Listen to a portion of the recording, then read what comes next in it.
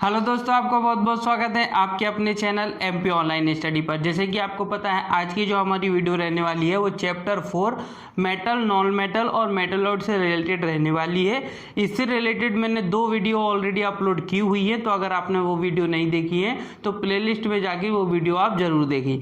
ये चैप्टर आपका 4 है, जिसके अंतर्गत जो मैंने चैप्टर 4 मतलब यहाँ पर जब स्टार्टिंग की गई थी तब मैंने आपको मेटल्स के बारे में बताया था, ठीक है। फिर उसके बाद जो सेकेंड वीडियो आई थी उसमें हमने कितने प्रकार के मेटल्स हैं इन पर जो है डिस्कशन किया था। ये जितने भी नाम मैंने यहाँ पर लिखे हुए हैं ये लास्ट वीडियो में हम इन सारे टॉपिक पर जो है, इन सारे मेटल्स पर जो है, धातुओं पर जो है हम डिस्कशन कर चुके हैं। आज की वीडियो में हम नॉन मेटल्स पर डिस्कशन करने वाले हैं और उसी के साथ साथ जो है कुछ मेटलॉइड्स भी होते हैं, मतलब उपधातु भी होते हैं। तो अधातु और उपधातु ये 2 टॉपिक आज के रहेंगे, इन पर जो है आज का हमारा डिस्कशन होने वाला है। साथ ही साथ रिवीजन के तौर पर जो है इतने मेटल्स पर ओरली मैं आपको बता दूंगा कि किस तरीके से लास्ट वीडियो में जो है हमने इन पर डिस्कशन किया था, ताकि आपका रिवीजन भी हो जाएगा और रिवीजन होने के साथ साथ जो है आज की वीडियो के लिए भी आप थोड़े से प्रिपेयर हो जाएंगे। तो सबसे पहले हम बात करते हैं कि लास्ट वीडियो में इतने जो मेटल्स, धातुओं के बारे में डिस्कशन किया था, तो यहीं से हम स्टार्टिंग करते हैं। फिर आज का हमारा टॉपिक नॉन मेटल्स मतलब अधातु पर को जो हम स्टार्ट कर देंगे। तो सबसे पहले हम बात करते हैं सिल्वर। देखिए, सिल्वर की अगर हम बात करें तो सिल्वर के आपको 2 अयस्क याद रखना है, एक रूबी सिल्वर याद रखना है और एक हॉर्न सिल्वर याद रखना है। रूबी सिल्वर और हॉर्न सिल्वर। हॉर्न सिल्वर का मैंने फॉर्मूला भी बताया था AgCl मतलब सिल्वर क्लोराइड। उसी के साथ आपको सिल्वर के कुछ यौगिक भी याद रखना है, जैसे कि सिल्वर के यौगिक में मैंने आपको AgI बताया था मतलब सिल्वर आयोडाइड, जिसका उपयोग कृत्रिम वर्षा करवाने में की जाती है। फिर उसके साथ ही साथ मैंने आपको बताया था AgBr की अगर हम बात करें तो जिसको बोलते हैं सिल्वर ब्रोमाइड, और सिल्वर ब्रोमाइड का उपयोग किया जाता है फोटोग्राफी में। फिर इसी के साथ हमने एक और पढ़ा था इसमें AgNO3 मतलब सिल्वर नाइट्रेट। सिल्वर नाइट्रेट की अगर हम बात करें तो इसका उपयोग जो है बोटिंग इंक बनाने में किया जाता है और अंगूठे लगाने वाली इंक में भी इसका उपयोग किया जाता है। तो इतने सारे डिस्कशन हमने केवल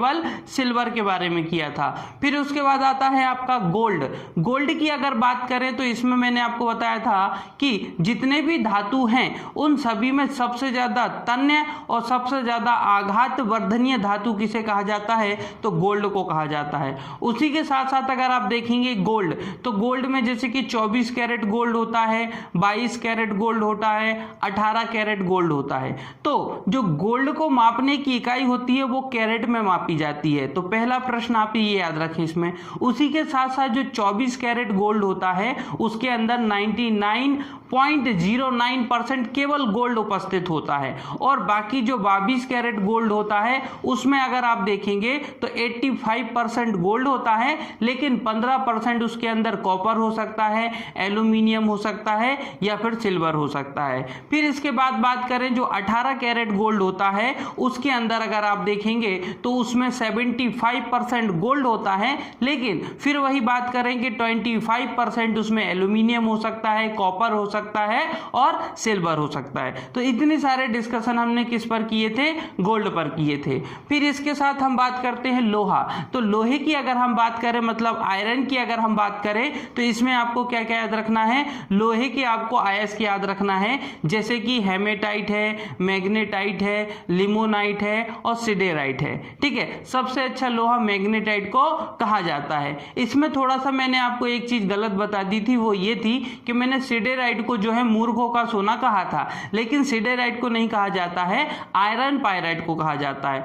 5वें नंबर का ऑप्शन मैंने आपको नहीं बताया था, तो उसको आप अभी याद रखें कि आयरन पायराइट जो होता है वो एक लोहे का अयस्क होता है, और आयरन पायराइट को ही जो है मूर्खों का सोना कहा जाता है, क्योंकि ये कैसा होता है, ये चमकीला होता है, ठीक है। तो ये चीज आप इसमें याद रखें, आयरन पायराइट को जो है मूर्खों का सोना कहा जाता है। फिर उसी के साथ साथ हम अगर लोहे के प्रकार प्रकार की बात करें तो लोहे के प्रकार में कच्चा लोहा होता है, डलवा लोहा होता है और पिटवा लोहा होता है, जिसमें कच्चा लोहा सबसे खराब लोहा कहा जाता है और डलवा लोहा, पिटवा लोहा जो होता है उसको सबसे अच्छा लोहा कहा जाता है, क्योंकि इसमें कार्बन की मात्रा सबसे कम होती है। और कच्चा लोहा सबसे खराब लोहा कहा जाता है क्योंकि इसमें कार्बन की मात्रा सबसे अधिक होती है। फिर उसी के साथ हम बोरोन की बात करें तो बोरोन में हमने एक इसके अयस्क पढ़े थे बोरोन के, जिसमें मैंने आपको बोरेक्स बताया था और आर्थोबोरिक अम्ल बताया था। बोरेक्स का फॉर्मूला भी मैंने आपको बताया था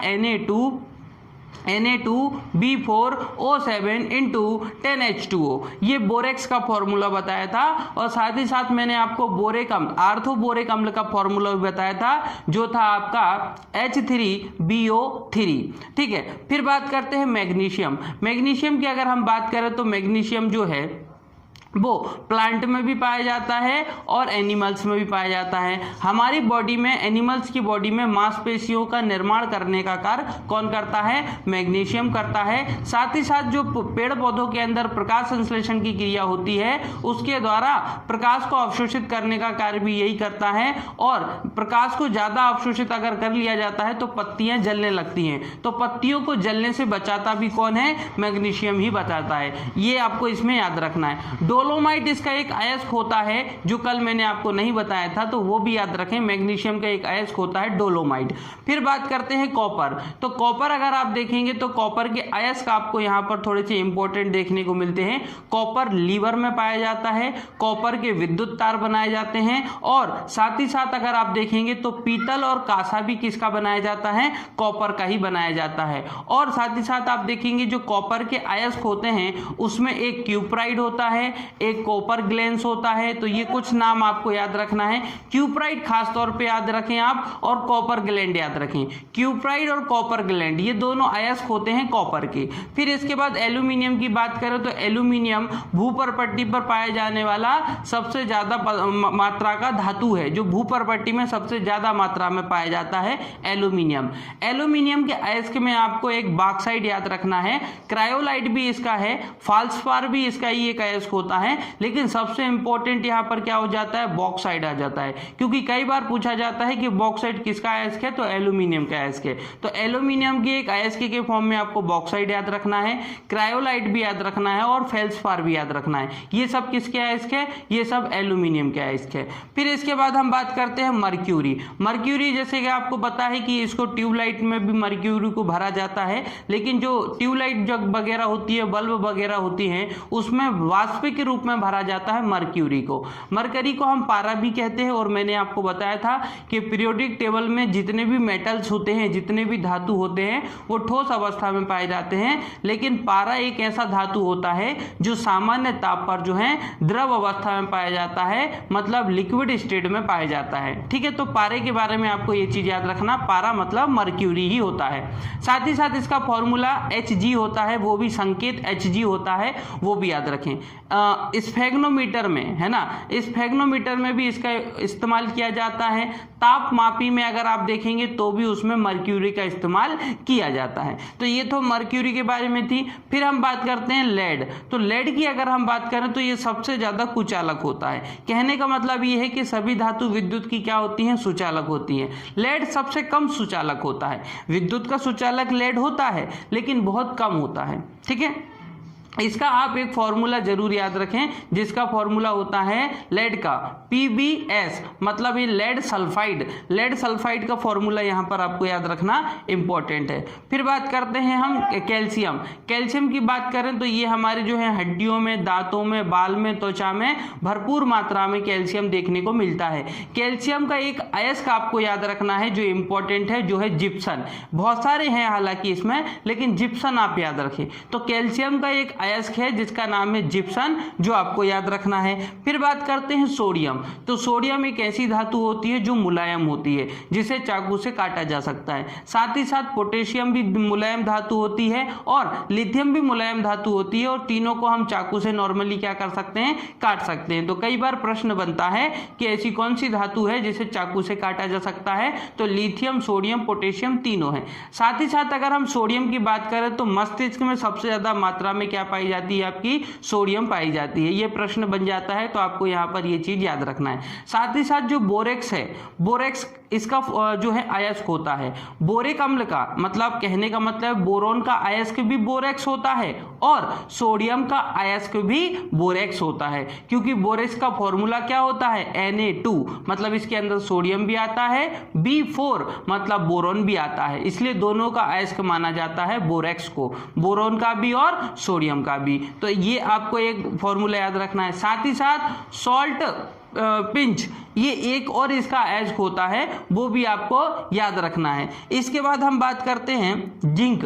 तो जिंक की अगर हम बात करें, सॉरी पोटेशियम, पोटेशियम की अगर हम बात करें तो पोटेशियम जो है वो किडनी में पाया जाता है ना, लीवर में पाया जाता है। ये दो चीज याद रखना, किडनी और लीवर, ब्लड में भी पाया जाता है। तो ब्लड, किडनी और लीवर तीनों जगह क्या पाया जाता है, जिंक पाया जाता है। जिंक का एक आप फॉर्मूला याद रखें, जिंकाइड। क्या याद रखें, जिंकाइड। जिंकाइड इसका एक अयस्क होता है, जिंक का एक अयस्क होता है जिसको बोलते हैं जिंकाइड, जिसका फॉर्मूला होता है ZnO, मतलब जिंक ऑक्साइड। फिर इसके बाद बात करते हैं हम, इसके बाद अगर हम बात करें तो ये तो अच्छा जिंक की बात हो गई। जिंक जो होता है वो पसीने में भी पाया जाता है ना, ब्लड में भी पाया जाता है जिंक, तो ये जिंक आपको याद रखना है।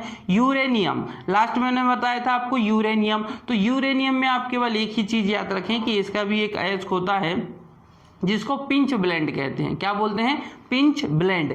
ये यूरेनियम के एक अयस्क होता है जिसका फॉर्मूला U3O8 होता है। फिर उसके बाद थोरियम, तो थोरियम में अगर आप देखोगे तो भारत में सबसे ज्यादा पाए जाने वाला रेडियो एक्टिव पदार्थ इसको कहा जाता है। थोरियम भारत में सबसे ज्यादा मात्रा में पाए जाने वाला रेडियो एक्टिव पदार्थ है। तो ये सारी चीजें थी जो मैंने कल की वीडियो का पूरा रिवीजन आपको कर दिया है। अब हम आज की वीडियो स्टार्ट करते हैं, जो हमारा नॉन मेटल पर डिस्कशन होने वाला है, मतलब अधातु। देखिए हम अगर यहां पर बात करें कि अधातु हम किसे कहेंगे, तो जिस प्रकार से धातु की परिभाषा बनती है उसी प्रकार से आपकी अधातु की परिभाषा बनती है। और अधातु की परिभाषा की अगर हम बात करें तो ये ऋणात्मक तत्व जितने होते हैं, जितने भी तत्व जो नॉर्मली कैसे होते हैं, ऋणात्मक, जिनके ऊपर ऋणात्मक चिन्ह लगा होता है वो सब क्या कहलाते हैं, वो सब अधातु कहलाते हैं। जैसे कि आपको बताया था जिनके ऊपर धनात्मक चार्ज लगा होता है वो धातु कहलाते हैं, तो उसी तरीके से जिनके ऊपर ऋणात्मक चिन्ह लगा होता है, नेगेटिव चार्ज लगा होता है, वो क्या कहलाते हैं, आपके अधातु। जैसे कि हम बात करें ऑक्सीजन, ठीक है, जैसे कि हम बात करें नाइट्रोजन, जैसे कि हम बात करें क्लोरीन, जैसे कि हम बात करें फ्लोरीन, ये सब क्या हैं, ये सब आपके हैं अधातु। क्यों, क्योंकि ये इनके ऊपर माइनस चार्ज होता है, ठीक है। तो और भी इसके उदाहरण हैं, देख लेंगे अभी। अब बात करते हैं इनकी कुछ विशेषताएं कि अधातु की क्या क्या विशेषता होती है। पहली विशेषता ये है कि ये विद्युत के कुचालक होते हैं। विद्युत के क्या होते हैं, कुचालक होते हैं, मतलब इनके अंदर इलेक्ट्रिसिटी का जो है जनरेट नहीं किया जा सकता, तो ये विद्युत के कुचालक होते हैं। जिस प्रकार से धातु जो होते हैं वो विद्युत के सुचालक होते हैं, ये विद्युत के कुचालक होते हैं। और लेकिन इसमें कुछ अपवाद भी है। अपवाद की अगर हम बात करें तो एक है आपका ग्रेफाइट,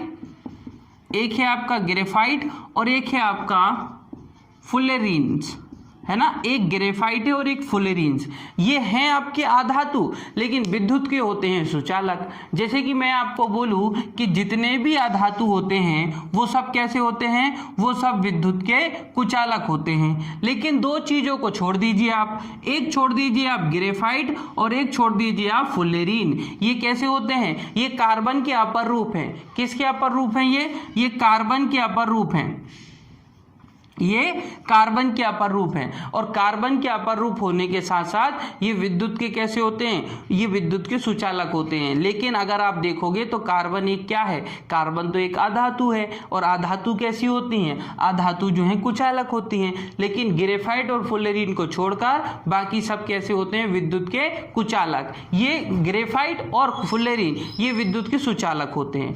फिर उसी में एक विशेषता की और बात करें तो जितने भी अधातु होते हैं, जितने भी अधातु होते हैं ये सब कैसे होते हैं, ये सब के सब आपको देखने को मिलेंगे। नॉर्मली बात करें तो ये सब के सब मुलायम होते हैं। कैसे होते हैं, मुलायम होते हैं, ठीक है, या गैस फॉर्म में होते हैं। कैसे होते हैं, गैस फॉर्म में होते हैं, या तो मुलायम होते हैं या तो गैस होते हैं। लेकिन वहीं अगर हम बात करें तो इसका भी एक अपवाद आपको देखने को मिलेगा, वो होता है हीरा। हीरा ठोस होता है। हीरा एक अधातु है, लेकिन हीरा कैसा होता है, ठोस, क्योंकि कार्बन का अपर रूप है और कार्बन क्या है, एक अधातु है। लेकिन उसके बावजूद अगर आप हीरे की बात करेंगे, हीरा, तो हीरा कैसा होता है, हीरा ठोस होता है। कैसा होता है, ठोस होता है। तो हीरा यहाँ पर एक अपवाद के रूप में आ जाएगा। नॉर्मली अधातु मुलायम या गैस फॉर्म में होते हैं, लेकिन हीरा कैसा होता है, ठोस होता है। लेकिन यहाँ पर मैं आपको बता देता हूँ कि ये कितनी अवस्थाओं में पाए जाते हैं। जो अधातु होते हैं, अधातु जो होते हैं वो कितनी अवस्थाओं में पाए जाते हैं। तो इनकी अगर हम अवस्थाओं की बात करें तो ये तीनों अवस्था में पाए जाते हैं। तीनों अवस्था में पाए जाते हैं मतलब ये ठोस भी होते हैं, ये द्रव्य भी होते हैं और ये गैस अवस्था में भी होते हैं। जैसे कि एग्जाम्पल फॉर कार्बन। कार्बन एक अधातु है, लेकिन कैसी अवस्था में पाया जाता है, ठोस अवस्था में पाया जाता है। द्रव की बात करें तो ब्रोमीन एक अधातु है, लेकिन ब्रोमीन कैसी अवस्था में पाया जाता है, द्रव अवस्था में पाया जाता है। ऑक्सीजन एक अधातु है, लेकिन ऑक्सीजन कैसी अवस्था में पाया जाता है, ऑक्सीजन गैस अवस्था में पाया जाता है। कहने का मतलब ये है कि जो अधातु होती हैं वो तीनों अवस्था में पाई जाती हैं। जिस प्रकार से धातु दो अवस्था में पाई जाती हैं, या तो वो ठोस होती हैं या तो वो द्रव होती हैं, उसी तरीके से जो अधातु होती हैं वो तीनों अवस्था में पाई जाती है। ठीक है, तो इतनी सारी विशेषताएं आपको जो है अधातु से रिलेटेड याद रखना है। और इसमें आप देखोगे तो गैस अवस्था में तो आपको और भी देखने को मिलेगा, जैसे कि हीलियम है, नियॉन है, आर्गन है, क्रिप्टॉन है, रेडॉन है, जीनॉन है। ये सब क्या है, ये सब गैस हैं। तो यहाँ पर आप उनके नाम भी लिख सकते हैं। तो इतनी सारी चीजें आपको याद रखना है। जो ऋणात्मक होते हैं वो अधातु कहलाते हैं, जैसे कि oxygen, nitrogen, fluorine, chlorine, bromine, ये सब क्या है, ये सब ऋणात्मक होते हैं। तो ये सब किस कैटेगरी में आते हैं, अधातु में। अधातु विद्युत के कुचालक होते हैं, लेकिन ग्रेफाइट, फ्लोरीन को छोड़कर, क्योंकि ये तो विद्युत के सुचालक होते हैं। अधातु नॉर्मली मुलायम और गैस अवस्था में होते हैं, लेकिन हीरा तो ठोस अवस्था में होता है। अब इनकी अवस्थाओं के आधार पर तीन अवस्थाएं होती हैं, ठोस अवस्था, द्रव अवस्था, गैस अवस्था।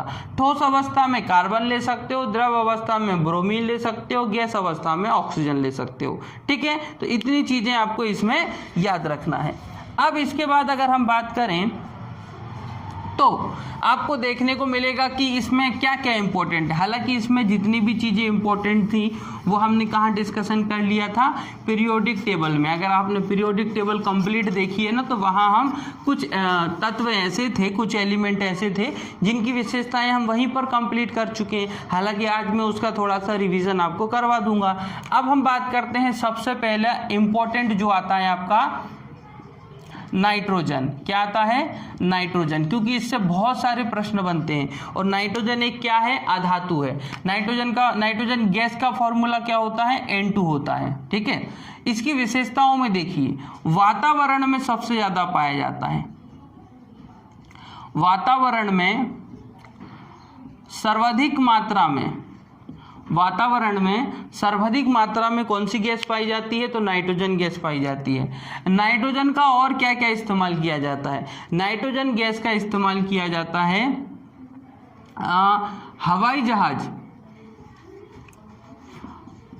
हवाई जहाज के टायरों में, हवाई जहाज, और जो मोटरसाइकिल होती है ना, जो मोटरसाइकिल वगैरह होती हैं,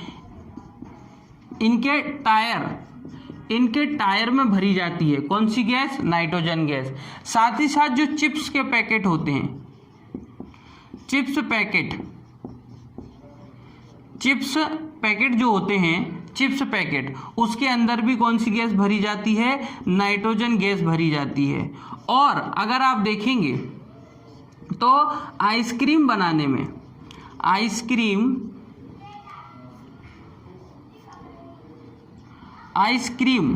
आइसक्रीम बनाने में भी किसका इस्तेमाल किया जाता है, तो नाइट्रोजन गैस का इस्तेमाल किया जाता है। और अगर आप देखेंगे तो प्रयोगशाला में आपने देखा होगा कि जो छोटे छोटे एनिमल्स वगैरह होते हैं उनकी बॉडी को एक तरीके के लिक्विड में डाला जाता है ताकि बॉडी सड़े ना, उसमें किसी भी प्रकार की बदबू ना आए। तो उसमें भी आप देखोगे तो कौन सी गैस भरी जाती है, उसमें भी प्रयोगशाला में, है ना, बॉडी को सुरक्षित रखने के लिए, बॉडी को सुरक्षित रखने के लिए भी उसमें कौन सी गैस भरी जाती है, तो उसमें नाइट्रोजन गैस भरी जाती है। कौन सी गैस भरी जाती है, नाइट्रोजन गैस भरी जाती है। ठीक है, उसी के साथ साथ विद्युत बल्बों में अगर आप देखोगे तो ऑर्गन के साथ नाइट्रोजन गैस भरी जाती है ना। विद्युत बल्ब, जो विद्युत बल्ब होते हैं, तो विद्युत बल्ब में कौन सी गैस भरी जाती है, नाइट्रोजन गैस भरी जाती है और प्लस आर्गन गैस भरी जाती है। नाइट्रोजन गैस को ज़्यादा मात्रा में भरा जाता है 85%, और 15% केवल कौन सी गैस भरी जाती है, आर्गन गैस भरी जाती है। तो इतने सारे आपको नाइट्रोजन के यूज देखने को मिलेंगे। सबसे पहले तो इन्वायरमेंट में, वातावरण में सबसे ज़्यादा नाइट्रोजन पाई जाती है। हवाई जहाज के टायरों में, मोटरसाइकिल के टायरों में नाइट्रोजन गैस भरी जाती है। चिप्स का जो पैकेट होता है उसमें से जो गैस निकलती है वो नाइट्रोजन गैस होती है। आइसक्रीम बनाने में नाइट्रोजन गैस का इस्तेमाल किया जाता है। बॉडी को सुरक्षित रखने में नाइट्रोजन गैस का इस्तेमाल किया जाता है। विद्युत बल्बों में नाइट्रोजन गैस भरी जाती है आर्गन गैस के साथ। अब नाइट्रोजन गैस का एक उपयोग बहुत ज़्यादा इम्पोर्टेंट है, जिसको बोलते हैं अमोनिया गैस बनाने में।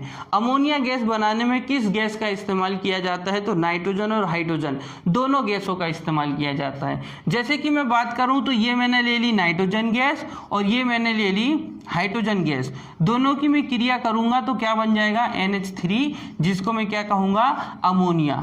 क्या कहूँगा, अमोनिया। हालांकि इसका फॉर्मूला संतुलित करना पड़ता है, यहाँ पर आपको 3 करना पड़ेगा, यहाँ पर 2 करना पड़ेगा, लेकिन हमने नाइट्रोजन गैस और हाइड्रोजन गैस का इस्तेमाल करके अमोनिया गैस बना ली। इस विधि को कहते हैं हेवर विधि। क्या कहते हैं, इस विधि को कहते हैं हेवर विधि। और हेवर विधि से रिलेटेड पूछ लिया जाता है तो याद रखना इस विधि का क्या नाम है, हेवर विधि। कई बार ये प्रश्न पूछ लिया जाता है कि जब नाइट्रोजन और हाइड्रोजन का इस्तेमाल करके अमोनिया गैस बनाई जाती है तो उसमें नाइट्रोजन और हाइड्रोजन का अनुपात क्या होता है, किस अनुपात में नाइट्रोजन और हाइड्रोजन गैस को लिया जाता है। तो यहां से देखिए, नाइट्रोजन का अनुपात होता है 1 और हाइड्रोजन का अनुपात होता है 3। तो ये 1:3 के अनुपात में ली जाती है नाइट्रोजन और हाइड्रोजन गैस को, और अमोनिया गैस बनाई जाती है। तो इतनी सारी विशेषताएं केवल आपको नाइट्रोजन से ही याद रखना है। ठीक है, इंपॉर्टेंट है क्योंकि एनवायरनमेंट में सबसे ज़्यादा पाई जाती है, इसलिए मैंने ये वाली चीज़ आपको फिर से रिपीट करवाई, और कितनी जगह इसका इस्तेमाल किया जाता है। फिर हम बात करते हैं हाइड्रोजन। इसके बाद हम बात करते हैं हाइड्रोजन। जैसे कि आप ही जानते हैं कि हाइड्रोजन की अगर आप बात करेंगे तो हाइड्रोजन को हम आवारा तत्व कहते हैं। कौन सा तत्व कहते हैं, आवारा तत्व। क्यों कहा जाता है, क्योंकि इसका पीरियोडिक टेबल में कोई पर्टिकुलर स्थान नहीं है, उसका कोई स्थान ना होने के कारण ही उसको पहले स्थान पे रख दिया गया है। ठीक है, तो दूसरा हम स्टार्ट करते हैं हाइड्रोजन। हाइड्रोजन की अगर हम बात करें तो बहुत सारी विशेषताएं हैं इसकी। सबसे बड़ी विशेषता ये है कि इसको आवारा तत्व कहा जाता है। क्या कहा जाता है, आवारा तत्व कहा जाता है, सबसे बड़ी विशेषता। दूसरी सबसे बड़ी विशेषता इसकी ये है कि सबसे हल्की गैस होती है, सबसे हल्की गैस इसको कहा जाता है, सबसे हल्की गैस। लेकिन देखिए, सबसे हल्की गैस पूरी पीरियोडिक टेबल की बात हो रही, लेकिन पर्टिकुलर आपसे एक लाइन पूछ लिया जाए वो उत्कृष्ट गैस वाली, तो हीलियम हो जाएगी। वहां मैंने हीलियम बताया था, तो कंफ्यूज नहीं होना है आपको, है ना। लेकिन पूरी पीरियोडिक टेबल में पूछ लिया जाए कि सबसे हल्का तत्व या सबसे हल्की गैस कौन सी होती है, तो हाइड्रोजन गैस होती है।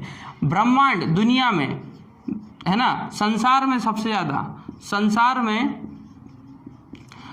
ज़्यादा मात्रा में कौन सी गैस पाई जाती है, संसार में सबसे अधिक मात्रा में कौन सी गैस पाई जाती है, तो वो भी हाइड्रोजन गैस पाई जाती है।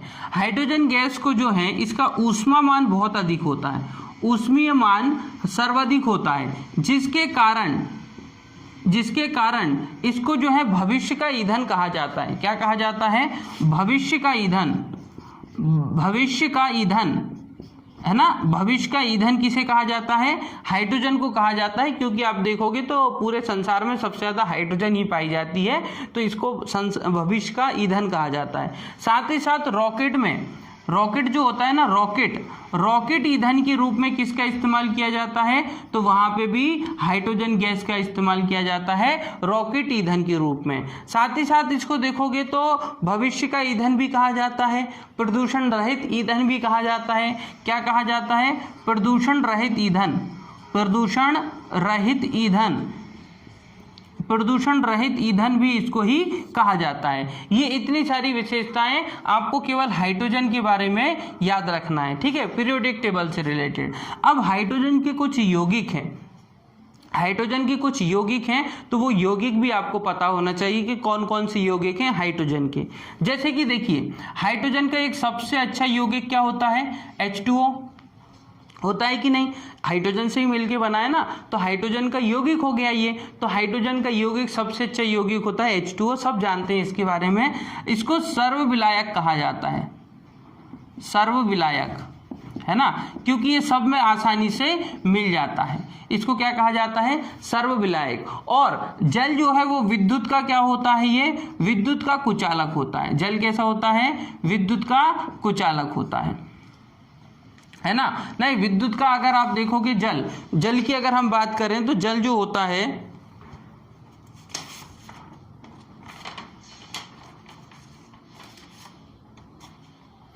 हाँ, ये विद्युत का कैसा होता है? कुचालक होता है, ठीक है। फिर उसके बाद अगर आप जल की विशेषता में देखोगे तो इसका सबसे अधिक भार, सबसे अधिक घनत्व की बात करें तो इसका सबसे अधिक घनत्व कब होता है? तो इसका सबसे अधिक घनत्व होता है 4 डिग्री सेल्सियस पर, है ना, 4 डिग्री सेल्सियस पर, -4 डिग्री सेल्सियस पर इसका घनत्व सबसे ज़्यादा होता है। किसका? जल का। जल की अगर, और इसके बाद अगर आप देखोगे तो जल के अलावा एक और इसका कंपाउंड होता है H2O2। क्या होता है? H2O2। जल तो होता ही है, साथ ही साथ हाइड्रोजन का एक और कंपाउंड होता है जिसको बोलते हैं H2O2। H2O2 की बात करें तो इसको बोलते हैं hydrogen peroxide, hydrogen peroxide. Hydrogen peroxide की अगर हम बात करें तो हाइड्रोजन परऑक्साइड में 2-3 चीजें याद रखना। इसको बनाने की विधि को मार्क विधि कहा जाता है, क्योंकि ये प्रश्न पूछा जाता है कि हाइड्रोजन परऑक्साइड बनाने की विधि को क्या कहा जाता है? तो मार्क विधि कहा जाता है। अब बनती कैसे है वो देखिए, Na2O2, है ना, Na2O2, और यहां पर आप ले लीजिए H2SO4। क्या ले लीजिए? H2SO4, ठीक है। तो Na2O2 और प्लस करके मैंने ले लिया H2SO4। अब इसके इक्वल में आप देखिए किस तरीके से हाइड्रोजन परऑक्साइड बन जाएगा। यहां से आप निकाल सकते हो Na2SO4 मतलब ये हो गया सोडियम सल्फाइड, और उसके बाद आपका निकल जाएगा यहाँ से H2, यहाँ से O2, तो यहाँ से आपका निकला H2 और यहाँ से निकला O2, तो ये बन गया आपका हाइड्रोजन परऑक्साइड। तो हाइड्रोजन परऑक्साइड बनाने की ये विधि है जिसमें सोडियम ऑक्साइड लिया जाता है। सोडियम ऑक्साइड के साथ जो है हम क्या लेते हैं? यहाँ पर सल्फ्यूरिक अम्ल लेते हैं, दोनों की रिएक्शन करवाते हैं जिससे हमको जो है हाइड्रोजन परऑक्साइड मिल जाता है, ठीक है। तो ये विधि कहलाती है मार्क विधि, और ये पूछा जाता है कि हाइड्रोजन परऑक्साइड बनाने की विधि कौन सी विधि है? तो उसको हम बोलते हैं हाइड्रोजन परऑक्साइड बनाने की विधि मार्क विधि कहलाती है ना। थोड़ी सी एक चीज और याद रखें, हाइड्रोजन की खोज हेनरी कैवेंडिश ने की थी। हाइड्रोजन की खोज हेनरी कैवेंडिश द्वारा की गई थी। किसके द्वारा की गई थी? हाइड्रोजन की खोज जो है हेनरी कैवेंडिश द्वारा की गई थी, और इसको जो हाइड्रोजन नाम दिया था वो दिया था एंटोनियो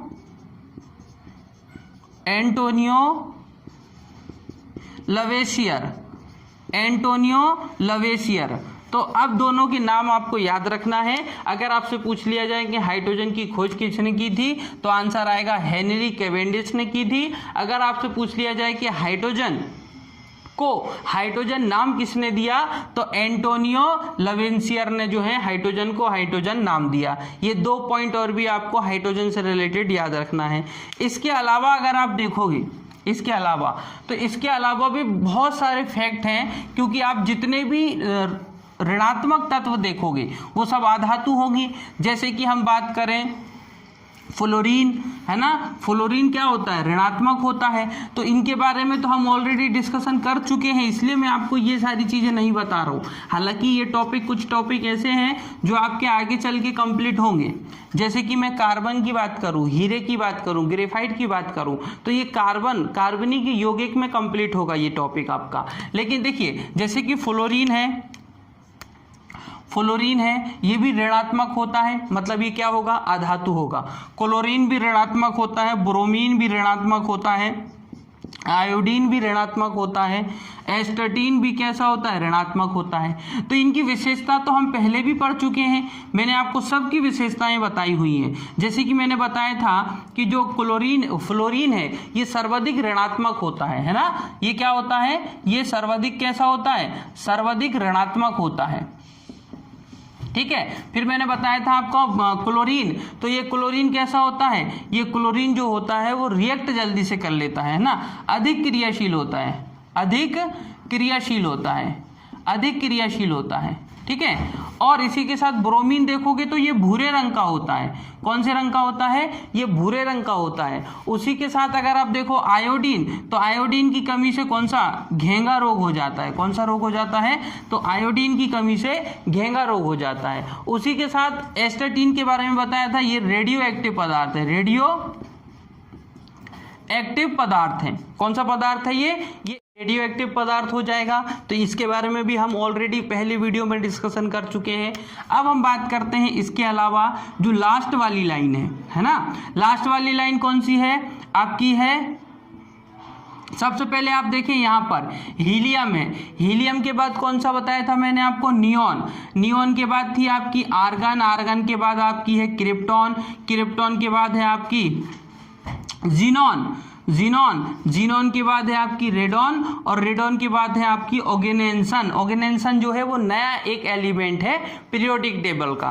देखिए, ये इनके बारे में हम ऑलरेडी डिस्कशन कर चुके हैं, लेकिन फिर भी मैं थोड़ी सी जानकारी आपको दे देता हूं। जैसे कि हीलियम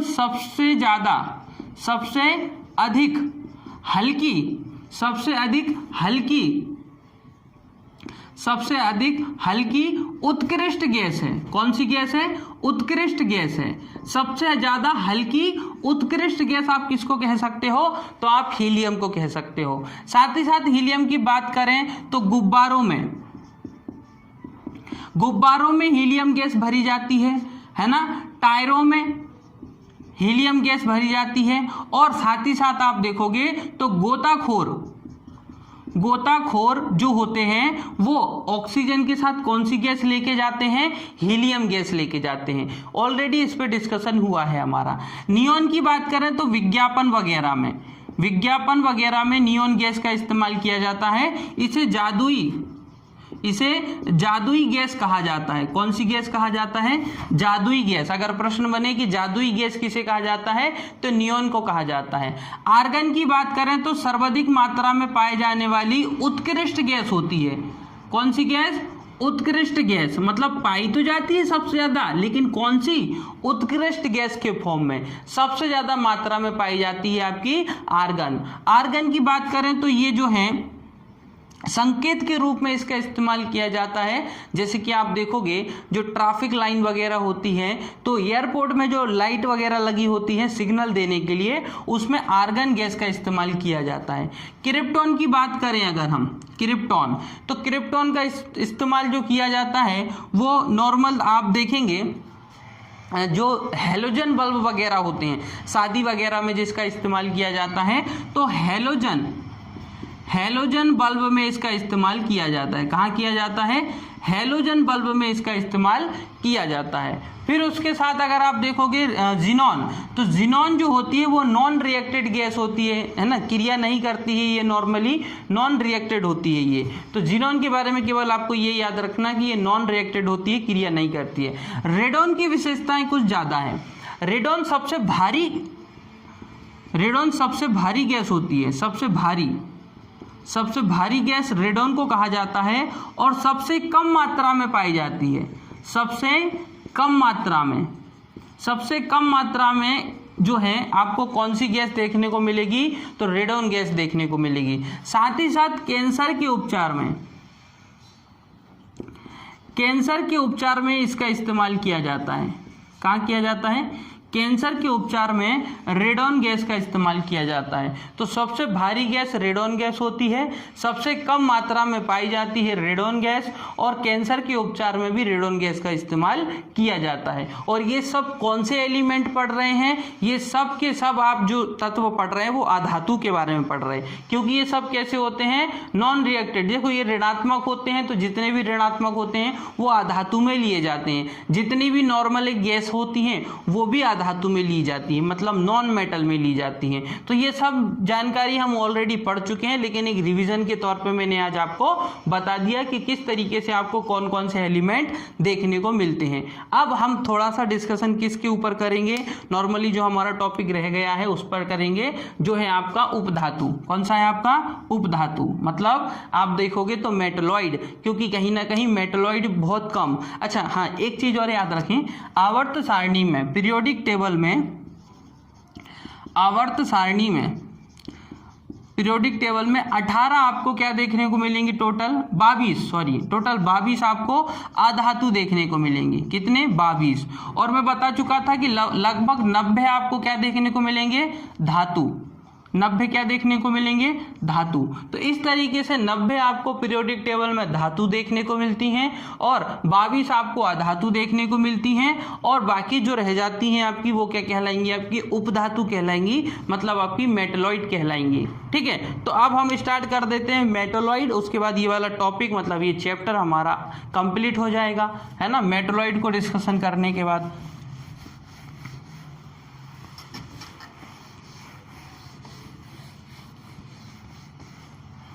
तो इनको रिवीजन आप करते रहें, खास तौर पे जो लास्ट वीडियो मैंने आपको बताई थी उसको आपको रिवीजन करना बहुत ज़्यादा इंपॉर्टेंट है, कि बहुत सारे एग्जाम में प्रश्न डायरेक्टली वहाँ से पूछे जाते हैं। तो देखिए अब हम बात करते हैं उपधातु की। किसकी बात करते हैं? उपधातु, जिसको हम बोलते हैं मेटलॉइड। अब उपधातु या मेटलॉइड की बात करें तो ये कौन से तत्व? ऐसे तत्व जो धातु और अधातु, जो धातु और अधातु दोनों के गुण रखते हैं, जिनके अंदर दोनों के समान गुण, कैरेक्टर्स वगैरह पाए जाते हैं, तो उसको हम क्या कहते हैं? अधातु। मतलब जिनके अंदर धातु के समान और किसके समान? अधातु के समान, दोनों के समान आपको गुण देखने को मिले, कैरेक्टर देखने को मिले, उसको हम क्या कहते हैं? उपधातु कहते हैं, मेटलॉइड कहते हैं। पीरियोडिक टेबल में कौन कौन से देखने को मिलेंगे वो इंपॉर्टेंट है। यहाँ पर देखिए पीरियोडिक टेबल में कहाँ देखने को मिलेंगे, मैं आपको पीरियोडिक टेबल में कुछ इस तरीके से बता देता हूँ। ये जो पी ब्लॉक एलिमेंट है, पी ब्लॉक एलिमेंट, इसमें आपको कौन कौन से देखने को मिलेंगे वो बता देता हूँ। सबसे पहली लाइन कौन सी थी? आपको ये लाइन याद होनी चाहिए, है ना, क्योंकि मैंने लास्ट वीडियो में बहुत अच्छे से इनको याद करवाया हुआ है। देखिए बैगन, आलू, गाजर इन थैला। फिर ये क्या था आपका? सीता जी